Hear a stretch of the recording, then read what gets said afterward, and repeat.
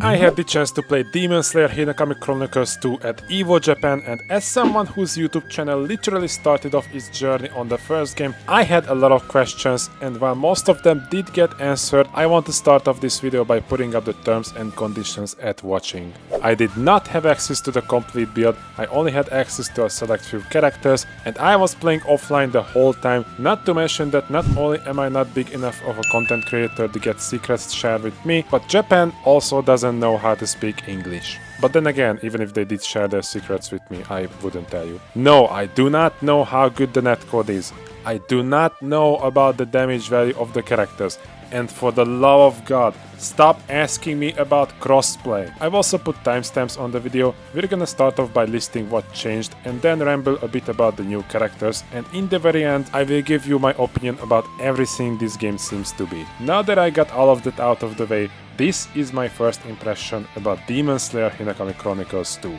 One of the biggest changes that I have noticed was the fact that there are only 2 rounds per game. And I know that the majority of you guys are not happy. I remember when we had tournaments with 2 rounds only, but it fits the game in my opinion. So many times has it been when demons just stalled for the whole game, formed up a level 3 and kept zoning us out, sometimes even waited for the timeout, but just like the rounds, you can only farm up a level 2 this time around. This basically makes you choose whether you wanna land an ultimate or if you should surge, which this time around stops the combo timer because in Demon Slayer 1 the combo timer kept going.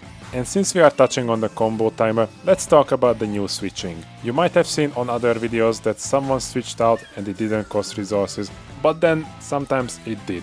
Basically the way it works is that if you are not fighting with someone and switch, it won't cost you any resource. But just like in the first game, if you do it mid-combo, it will still cost you a bar. And that's not all. There is a new switch which looks oddly similar to how characters switch in Storm games. And on surface level, it might just look like a fancy switch, but it isn't. Not only does it have a different input, which is L1 and R1 by the way, but at the same time, if you do it mid-combo, doesn't matter whether you are in the air or on the ground, your combo timer will get restored a bit. This might not look like much, but you can do this as long as you have at least 1 bar on your support gauge, and it also works on red combos. Now I do wanna highlight that just like in the Storm games, this switch is janky as hell. There were too many times when I missed the other player when he was in the air, so I really hope they're gonna change it. And God, please stop making me sub when I'm on the ground. This has been a problem since Storm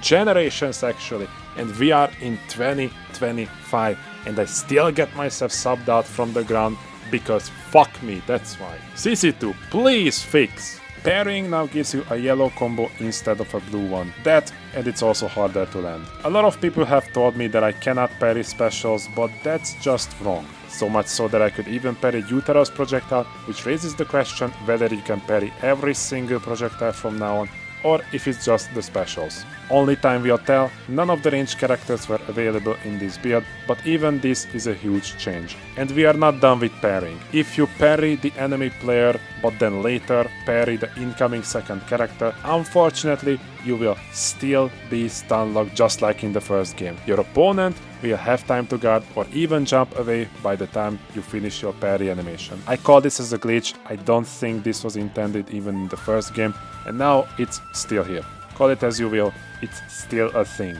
Oh yeah, I almost forgot. The new input is R1 plus X, so it also got changed. Another move that got a huge change was the heavy attack. The new input is R1 plus circle, but not only that got changed. If you hold down the buttons and don't let go, it will deplete your meter and also make you dash forward for a very long time. I don't think this is a full stage move, but at the end of the dash is when your heavy attack will actually start coming out. And yes, it still breaks the guard if you charge it up fully. Not only that, but if you are good enough, you can actually land the heavy in the middle of your combo, which is a pretty cool thing. The charge itself is armored, but the dash isn't, which means you can easily get punished, especially since the tracking itself isn't the best. It will go in a straight line, so it's easy to dodge. This video isn't just from my perspective. I wanted to ask a couple of people of what they think about the game, so I asked my friend who tried it out day one. When I asked him about how the game felt, he basically told me it's more like Naruto Storm Revolution was after Naruto Storm 3. And that's my opinion as well. We are getting a couple of new characters when the game gets released, but that does not mean the old ones didn't get touched at all. For example, Nezuko, who used to be my main character, can now combo after a flying kick, which she couldn't do back then. And I'm glad to report to the Giyuu mains that that comp is still fucking ass. They did not change that. The new characters also felt really good. My personal favorites were Mitsuri and Obanai, but Yomei is also a monster, and I'm already calling him one of the best characters if he doesn't get changed. Muichiro is great as well, I just don't like the character that much. And Sanemi, yeah, he got problems. But as a positive note, I kinda started to like him by the end of the event. However, in his current state, he won't do much harm against pro players. The only demons that were playable in this build were Yoko, Daki and Yutaro. Yoko felt really hard when he caught you. He felt really oppressive, he was also hard to open up when you attacked him, but to compensate for it, he was really bad at chasing, even with his fish projectile ability. Daki and Yutaro were only playable together, and all the prior moves could also be done with them. The new switching was doable even though they are demons, but I was never good with either of them, so I don't really know if they got nerfed or buffed. Apparently Tengen got nerfed, but that's not my take, that's Mask's take. I did not touch that character at all. We also got new solo and team ultimates for every character except Daki and Yutaro, but there was no way for me to switch to the old ultimates. My guess is that most characters will have two ultimates, some will have their old ones, but some will have new. That is everything that got changed up about the game, and now how do I feel about these changes? The heavy change is something that I'm still not a big fan of. It just feels weird to me that my character dashes at you, then does the heavy attack. Of course, only if you are far away. If you are right next to me, I will hit you with the move, but even the input change is something that I dislike. Just like the parrying. I don't understand why CC2 needed to nerf the parrying window. And while I can understand why the input itself got changed to R1 and X, I hate it. My playstyle revolves around guarding and jumping a lot, but now I have to stop guarding before I jump, otherwise I will parry.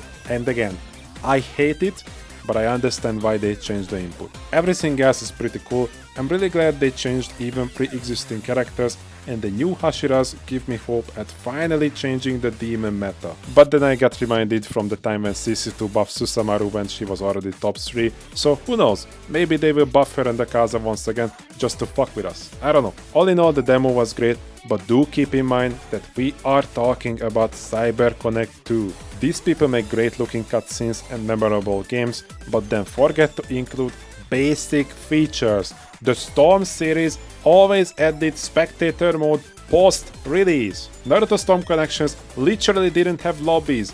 In 2023, how do we get here? What are we gonna lose this time around, guys? Will we even have a rematch button? Are we not gonna have rank this time around? But yeah, please keep your expectations in check. As much as I like the first game, I refuse to believe we will have a complete game on release. Cease to gamble with my expectations with the Naruto Storm series, especially with Naruto Storm Connections. That's gonna be it for today's video, guys. Let me know down in the comments if you have any questions about the game, because my next video is going to be a Q&A where I answer all your questions. And please make sure to smash that like button and subscribe to the channel if you haven't already. And if you wanna watch more Demon Slayer gameplay, then go ahead and check out this video. Hope you all gonna have a fantastic day, stay safe, and until next time, boys. Peace!